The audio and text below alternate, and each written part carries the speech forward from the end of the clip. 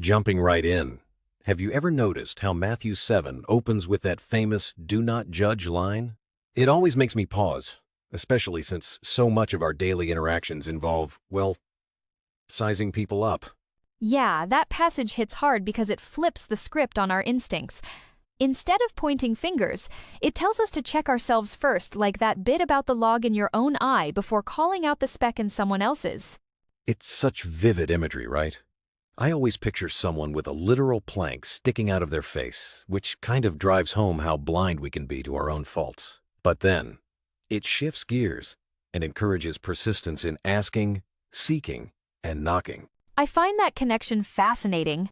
It's as if the chapter is saying, don't waste time judging, channel that energy into seeking wisdom or help. Plus, the golden rule pops up here, tying it all together. Treat others how you want to be treated. Thinking about seeking help, Matthew 8 jumps straight into stories of healing lepers, a centurion's servant, even calming a storm. It's packed with action.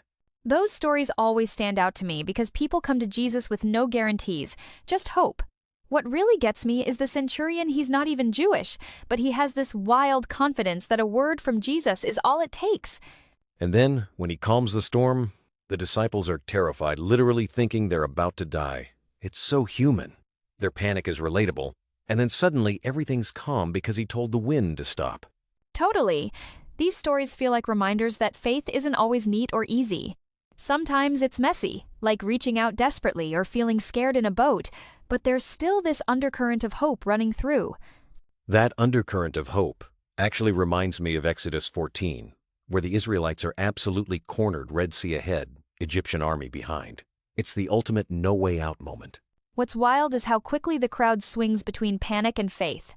1 minute, they're convinced they're doomed. The next, the sea splits and they're walking through on dry ground. Talk about a plot twist. It's so dramatic.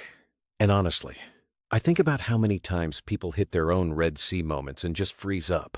That story's like a giant flashing sign saying, there could be a way forward you just don't see yet. All this talk of new beginnings brings Colossians 2 to mind. There, Paul gets deep, almost philosophical about what it means to be alive versus just following rules. Totally know what you mean. He's not just wagging his finger about rituals. He's talking about a change that starts inside.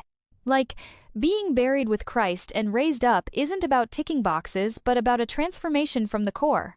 That's such a big shift. Instead of obsessing over traditions, Paul's pointing us to what they're supposed to signify: a whole new way of being. It's a challenge to look inward, not just outward. This inward-outward tension gets wild in Revelation